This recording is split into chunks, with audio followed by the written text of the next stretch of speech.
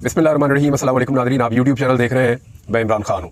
सबसे पहले आज़ाद कश्मीर की बात कर लेते हैं। तीसरा दिन हड़ताल का था वहाँ पे, और 3 दिन हड़ताल की वजह से एक तरह से कारोबारी ज़िंदगी वहाँ पे पूरी तरह मफलूज होकर रह गया आज़ाद कश्मीर में।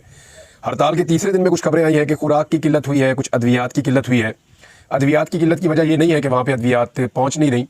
किल्लत की वजह यह है कि मेडिकल स्टोर्स भी नहीं खुले हुए, वो भी बंद है, और जो प्राइवेट क्लिनिक्स हैं वो भी बंद है। उसकी वजह से लोगों की दवाइयों तक जो रसाई है वो मुमकिन नहीं हो पा रही। खुराक का मामला ये है कि जो सब्जियां हैं, फ्रूट्स हैं, ये रोज़ाना की बुनियाद पे आज़ाद कश्मीर की तरफ जाते हैं पाकिस्तान के मुख्तलिफ इलाकों से, और वहाँ से भी बहुत सारी चीज़ें पाकिस्तान की तरफ नीचे आती हैं। तो वो गाड़ियाँ फंसी हुई हैं ट्रैफिक बंद होने की वजह से और रुकावटें खड़ी होने की वजह से।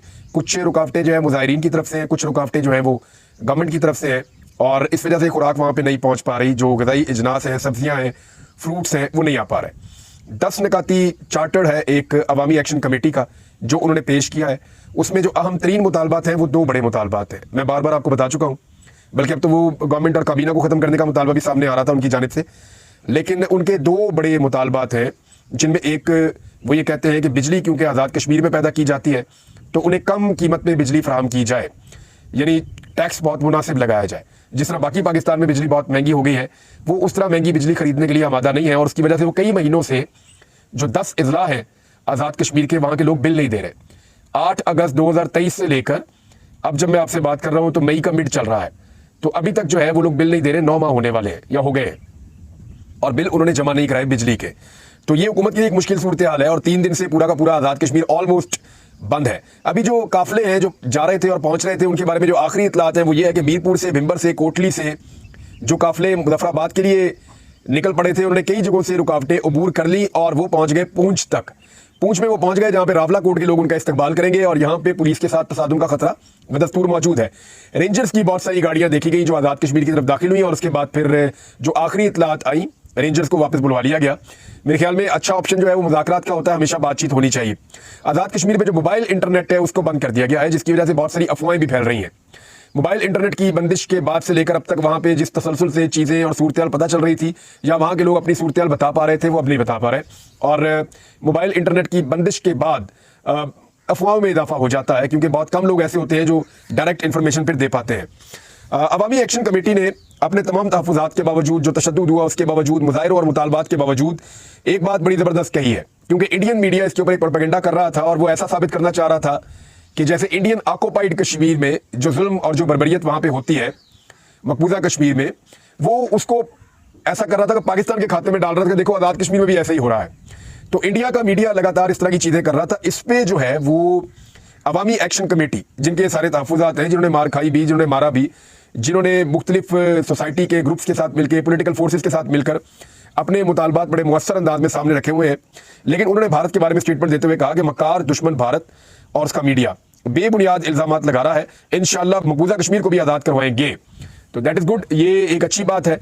मुज़ाकरात ही होने चाहिए, और मुज़ाकरात के जरिए से ये मामला हल होने चाहिए। मैं आपको उनके पूरा जो चार्टर ऑफ डिमांड है ना, वो आपको मैं नेक्स्ट वीलॉग में बताऊंगा कि एक्चुअली कश्मीर के लोग चाहते क्या हैं और मांग क्या रहे हैं, और कश्मीरियों का हक एक्चुअली बीच में से कौन खा रहा है, ये भी आपको बताएंगे। हम्माद अज़हर साहब ने एक स्टेटमेंट दिया पाकिस्तान तहरीक इंसाफ से, पंजाब के रहनुमा है।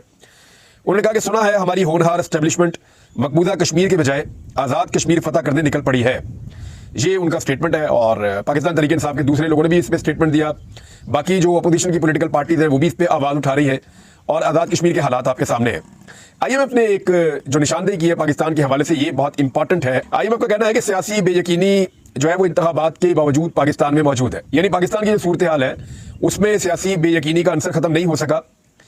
ये उम्मीद की जा रही थी कि जो इंतखाबात होंगे ये 2024 के 8 फरवरी वाले, उसके बाद पाकिस्तान में बेयकीनी की फ़िज़ा ख़त्म हो जाएगी और लोगों का एतमाद बहाल होगा। लेकिन अब IMF की रिपोर्ट भी कह रही है कि इंतखाबात के बावजूद सियासी बेयकीनी पाकिस्तान में मौजूद है। 2 बड़ी जमातों ने, यानी नून लीग ने और पीपल्स पार्टी ने मिलकर एक मखलूत हुकूमत तो बनाई है, मगर पाकिस्तान तहरीक इंसाफ के आज़ाद उम्मीदवारों ने दीगर सियासी ग्रुपों से ज़्यादा वोट लिए हैं। अब ये जब IMF का स्टेटमेंट आया ना, तो इसको DGISPR के स्टेटमेंट के साथ मिलाकर पाकिस्तान तहरीक इंसाफ के लोग शेयर कर रहे हैं कि DGISPR ने जितनी तहकीर की पाकिस्तान तहरीक इंसाफ की, उन्होंने कहा जी इनको वोट पड़ा ही नहीं है, ये अवाम में मकबूल नहीं है। तो फिर अब IMF ने भी कह दिया कि दीगर सियासी जमातों के मुकाबले में पाकिस्तान तहरीक इंसाफ के आज़ाद उम्मीदवारों ने ज़्यादा वोट हासिल किए हैं, और सियासी बेयकीनी की उन्होंने निशानदेही की है। मोहम्मद बिन सलमान का एक दौरा हो रहा था पाकिस्तान का, नाज़रीन, ये दौरा मुअक्कर हो गया है। मुख्तलिफ लोग इसके बारे में मुख्तलिफ बातें कर रहे हैं। पहले खबर आई कि शायद सिक्योरिटी इशूज़ हैं, फिर एक खबर आई कि शायद कुछ और इशूज़ हैं, फिर ये कहा गया कि माजी में शायद कोई ऐसा अटैक हुआ, उसके बाद उनकी सिक्योरिटी रीजंस की वजह से वो अब ट्रैवल नहीं कर रहे। मुख्तलिफ चीज़ें मुख्तलिफ लोगों ने कही। कुछ लोग कहते हैं कि अभी कुछ और चीज़ों की प्लानिंग करना बाकी है, लेकिन नजम सेठी ने भी एक खबर दी है, बाकी सब लोग भी अपने अपने तौर पर दे रहे हैं। और ये खबर जो है वो इसकी तस्दीक की जा सकती है। वजह यह है कि एक्चुअली पाकिस्तान में सिचुएशन यही है। पाकिस्तान के साथ जो भी मुल्क या जो भी रहनुमा इस वक्त ताल्लुकात बनाना चाहेगा या बातचीत आगे बढ़ाना चाहेगा, उसको इस बात का आइडिया है कि पाकिस्तान के सियासी हालात इस वक्त क्या है। यानी मोहम्मद बिन सलमान का जो दौरा मौखर हुआ है उसमें सऊदी अरब के लोग ये कायल हैं, या सऊदीज इस बात पे कायल हैं कि पाकिस्तान जो है यहाँ पे सियासी तौर पे ये अभी मुस्तहकम नहीं है। पावरफुल फोर्स और अवामी फोर्स के दरमियान क्लैश चल रहा है। यानी एक जो बड़ी ताकत है पाकिस्तान में एस्टेब्लिशमेंट की, उसके और पाकिस्तान की जो अवामी ताकत है उसके दरमियान में एक तसादुम चल रहा है। इसलिए मोहम्मद बिन सलमान ने दौरा मुलतवी किया है। ये नजम सेठी साहब का कहना है कि मोहम्मद बिन सलमान इस वजह से नहीं आए। डॉक्टर आरिफ अलवी जो साबिक सदर पाकिस्तान है वो काफ़ी मुतहर्रिक हुए आजकल, और उन्होंने कहा कि मुल्क की बेहतरी के लिए किसी के साथ भी बातचीत करनी पड़ी ना तो बातचीत करेंगे। किसी के साथ का मतलब यह है कि किसी के साथ भी करनी पड़ी, चाहे वो पॉलिटिकल पार्टी है, चाहे वो एस्टेब्लिशमेंट है, चाहे कोई भी है, लेकिन वो डील की बात नहीं कर रहे। उन्होंने बार बार कहा कि इमरान खान ना डील करेंगे ना वो करना चाहते हैं। हाँ, वो बातचीत करना चाहते हैं और बातचीत के अंदर भरोसा रखते हैं। जिसके साथ भी बातचीत करना पड़ी वो करेंगे, ये आरिफ अलवी साहब ने कहा। उन्होंने कहा फॉर्म 47 वाली ये पार्लियामान है, यानी यहाँ ज्यादा लोग वो मौजूद हैं जो फॉर्म 47 के ऊपर आए हुए हैं, और बहुत कम मैंडेट के साथ एक हुकूमत बनी है जो चल रही है। ये जो फॉर्म 47 वाली हुकूमत है, इससे हालात मजीद खराब होंगे।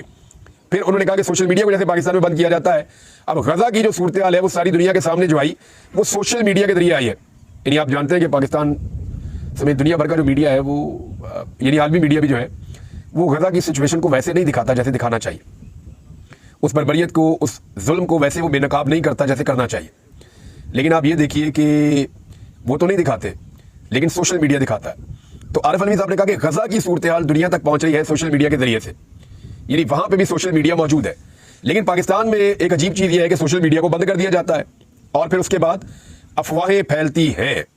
ये आरिफ अलवी साहब ने कहा। वैसे ये बात पाकिस्तान के जो निज़ाम को चलाने वाले लोग हैं उनको समझनी पड़ेगी कि सोशल मीडिया और मीडिया की बंदिश से ना सिर्फ अफवाहें फैलती हैं, बल्कि बेचैनी में इजाफा होता है, घुटन में इजाफा होता है, शिकायत में इजाफा होता है, लोगों का कैथारसिस नहीं होता, और उसके बाद वो लावा फटता है जो अंदर ही अंदर उबल रहा होता है। लिहाजा सोशल मीडिया और मीडिया की जो इन्फॉर्मेशन तक रसाई है या लोगों तक जो इन्फॉर्मेशन जाने की एक सूरत हाल है उसको चलते रहना चाहिए और उसको रुकना नहीं चाहिए। राणा सनाउल्लाह साहब ने एक स्टेटमेंट दिया और ये स्टेटमेंट इस बात की गवाही दे रहा है कि इमरान खान के बगैर सिस्टम नहीं चल सकता। यानी इमरान खान खुद एक ऐसा सिस्टम का हिस्सा बन चुके हैं, या ये सिस्टम के अंदर वो इतना ज़्यादा सरायत कर चुके हैं कि अब सिस्टम इमरान खान के बगैर चल नहीं सकता। यानी मुल्क का निज़ाम अगर चलाना है तो फिर इमरान खान को आपको किसी तरह मनाना पड़ेगा। इमरान खान को अगर नहीं मनाएंगे तो मुल्क का निज़ाम नहीं चलेगा, क्योंकि पाकिस्तान के अवाम ये समझते हैं कि मसाइल का हल इमरान खान के पास है, और वो ये भी समझते हैं कि इमरान खान को बेगुनाह जेल में कैद किया गया है। वो ये भी समझते हैं कि इमरान खान के साथ ज्यादती हो रही है और हमने उसको वोट दिया था, हुकूमत उसकी बननी चाहिए थी, मैंडेट उसके पास है। तो ऐसी सूरत हाल में लोग हुकूमत पे एतमाद नहीं कर रहे। जब तक हुकूमत इमरान खान से सनद नहीं ले लेती या इमरान खान से ठप्पा नहीं लगवा लेती अपनी हुकूमत के वजूद पे, तब तक हुकूमत जो है वो काम नहीं कर पाएगी। ये बात राणा सनाउल्लाह और उनकी पार्टी और वो सब लोग समझते हैं। तो अब वो ऑफरें कर रहे हैं आगे बढ़ बढ़ के, यानी इमरान खान को छोड़ने के लिए तैयार है। वो ये कहते हैं कि ग्रैंड डायलॉग हम करना चाहते हैं, और नून लीग तो इसके लिए इमरान खान को छोड़ने के लिए भी तैयार है। ग्रैंड डायलॉग इस वक्त पाकिस्तान की जरूरत है। बिलाशुबा इमरान खान एक हकीकत है, अब ये इन्होंने मान लिया, राणा सनाउल्लाह ने तस्लीम किया। ये पहले ये कहते रहे, ये वही राणा सनाउल्लाह है जो ये कहते थे कि जनाब इमरान खान को कुचलना पड़ेगा, ये फितना है, इमरान खान अगर रहेगा या वो रहेगा या हम रहेंगे। बहुत इन्होंने ऐसी बातें की, लेकिन आज इमरान खान की इस्तकामत, जेल काटने का जो उनका एक हौसला है, उसने इनको तोड़ के रख दिया है। और अब ये लोग भी मानने के लिए तैयार है कि इमरान खान एक रियलिटी है, एक हकीकत है, और उसके साथ आपको बात करनी पड़ेगी, जो मर्जी आप कर लें। अगर आपको ये सिस्टम चलाना है, ये निज़ाम चलाना है, तो आपको इमरान खान के पास जाना पड़ेगा, उससे बात करनी पड़ेगी। जब तक आप उसको अपना दुश्मन समझते रहेंगे और उसको दीवार के साथ लगाए रखेंगे तो वो तो वहां पे बैठा रहेगा, लेकिन आप इस निज़ाम को नहीं चला पाएंगे और आप बुरी तरह एक्सपोज हो जाएंगे। लगातार आप नुकसान उठाएंगे, और नुकसान जो है वो खुदा न खास्ता पाकिस्तान का हो रहा है। अब बात यह है कि इमरान खान साहब से बात की कैसे जाए। आरिफ अलवी साहब मौजूद है, इमरान खान साहब ने 3 रुकनी कमेटी भी बनाई हुई है, लेकिन एक बड़ा सवाल यह है कि राणा सनाउल्लाह ने यह दावा कैसे कर दिया कि इमरान खान की रिहाई के लिए भी तैयार है। यानी राणा सनाउल्लाह, शहबाज शरीफ, ये क्या इमरान खान को छोड़ सकते हैं या इमरान खान को आज़ाद कर सकते हैं? वो तो केसेस के अंदर उनको बंद किया गया है। तो आज राणा सनाउल्लाह के इस बयान ने इस बात की गवाही दी है कि इमरान खान साहब को जिन केसेस में बंद किया गया है उन केसेस की कोई कानूनी हैसियत नहीं है। यानी वो केसेस कानूनी तौर पे बिल्कुल फारिग है। जिस वक्त हुकूमत चाहेगी या जिस वक्त निज़ाम चाहेगा, एस्टेब्लिशमेंट चाहेगी, उस वक्त इमरान खान साहब रिहा हो जाएंगे। और इन केसेस की कोई कानूनी हैसियत नहीं है। इसी बुनियाद पे राणा सनाउल्लाह साहब ने इतना खुलकर स्टेटमेंट दिया कि इमरान खान साहब को रिहा करने के लिए या उनकी रिहाई के लिए भी हम तैयार हैं। हालांकि वो ये स्टेटमेंट दे ही नहीं सकते अगर इमरान खान कानून के मुताबिक जेल में बंद होते तो। अब ये स्टेटमेंट राणा सनाउल्लाह साहब का ऑन रिकॉर्ड आ गया है, रिकॉर्ड के ऊपर स्टेटमेंट है कि उन्होंने तस्लीम किया कि इमरान खान की रिहाई हम कर सकते हैं, इसलिए कि उसके ऊपर जो केसेस है वो तो जाली है। और ये अपने मुंह से राणा सनाउल्लाह कुछ दिन पहले कह भी चुके हैं कि जिस तरह के केसेस इमरान खान साहब के ऊपर बने और चलाए गए, ये सारे फारे हो जाएंगे अगर कानून के मुताबिक इनके ऊपर फैसले आए तो। अब मुझे ऐसा लगता है कि आने वाले दिनों में इमरान खान साहब इन केसेस से बाइज्जत बरी हो जाएंगे, क्योंकि अदलिया ने स्टैंड ले लिया है, वो काफी हद तक खड़ी हो रही है। अदलिया के खड़े होने पर इमरान खान साहब के केसेस खत्म होंगे और वो आजाद होकर बाहर आ जाएंगे किसी भी दिन। तो हुकूमत उससे पहले पहले ये चाहती है कि किसी तरह भी कोई मुज़ाकरात का दरवाजा खोला जाए और कोई फेस सेविंग इमरान खान से ली जाए। इमरान खान को बहरहाल कोई जल्दी नहीं है, वो अभी भी एस्टीमेट लगाकर अक्टूबर नवंबर का बैठे हुए हैं कि शायद वो जल्दी जेल से बाहर नहीं आएंगे। लेकिन इमरान खान एक हकीकत है, इसको सबने तस्लीम कर लिया है, वो खुद सिस्टम है और सिस्टम उसके बगैर नहीं चल पा रहा। उमर अयूब खान साहब ने एक निशानदेही की है 9 मई के हवाले से, और ये कैसी पथेटिक है आप जरा देखें इसको। आपको पूरा जो देखें 9 मई का एक हुकूमत तो हुआ, जो लोग उसके अंदर गुनाहगार हैं उनको सजा होनी चाहिए। मैंने ये 9 मई को भी कहा था, जो जिम्मेदारान है उनको सजा होनी चाहिए। लेकिन हुआ क्या, अपने सियासी फायदे के लिए, एक सियासी जमात को तोड़ने के लिए, बाकी सियासी जमातों को ऊपर लाने के लिए 9 मई के वकूए को सियासी तौर पे इस्तेमाल किया गया और बेशुमार बेगुनाहों को फंसा दिया गया। उसकी वजह से सियासी फायदा तो मिल गया, लेकिन 9 मई करने वाले जो लोग हैं उनके केसेस कमजोर हो गए, जिन्होंने एक्चुअली किया है। इसकी जो जुडिशियल इंक्वायरी, इसीलिए तो कहते हैं सब होनी चाहिए, ताकि पता चले कि एक्चुअली जिम्मेदार कौन है और उनके खिलाफ कार्रवाई हो।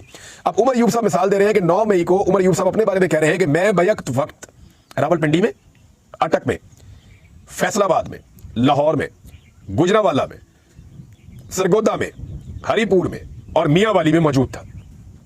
यानी उमर अयूब साहब एक वक्त में 8 शहरों में मौजूद थे। ना सिर्फ उन्होंने 8 शहरों में बदतरीन तबाही मचाई, बल्कि उसके बाद उन्होंने एक मोटरसाइकिल चोरी की।